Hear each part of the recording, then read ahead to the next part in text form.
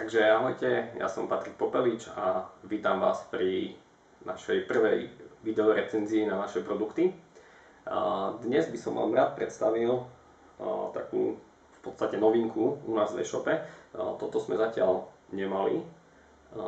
Jedná sa o podporné lepidlo.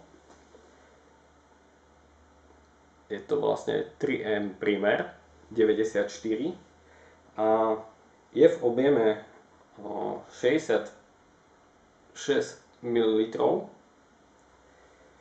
Je to v podstate praktickejšie balenie.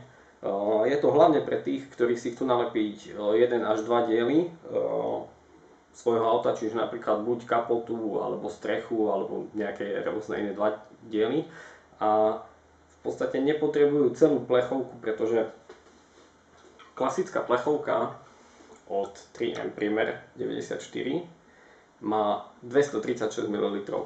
A toto balenie je skôr pre ľudí, ktorí sa venujú celopolepom a robia ich pravidelne, pretože takáto pixla vám vydrží na niekoľko aut. A keďže viem, že viacero z mojich zákazníkov si vyberá, respektíve objednáva 2 bežné metre alebo 4 alebo tak viem, že nejdu lepiť celé auto, ale idú lepiť len jeden diel alebo 2. Tým pádom je pre nich výhodnejšie určite použiť tieto 3M Primer ampulky.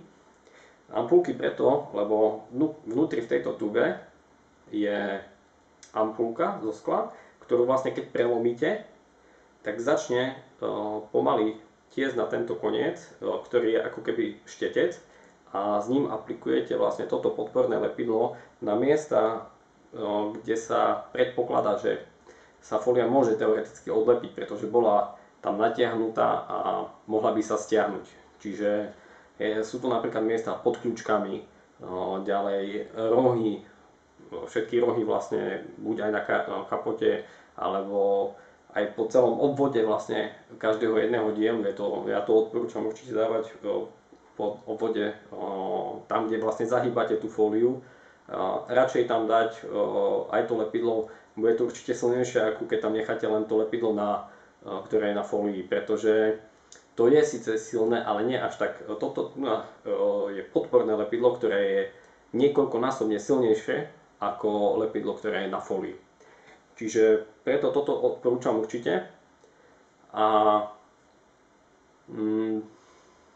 verím tomu, že si tento produkt obľúbite a môžete si ho vyskúšať. Už od dnes ho dávame vlastne do ponuky, takže tešíme sa na prvé objednávky. Zatiaľ ahojte a ja sa s vami učím.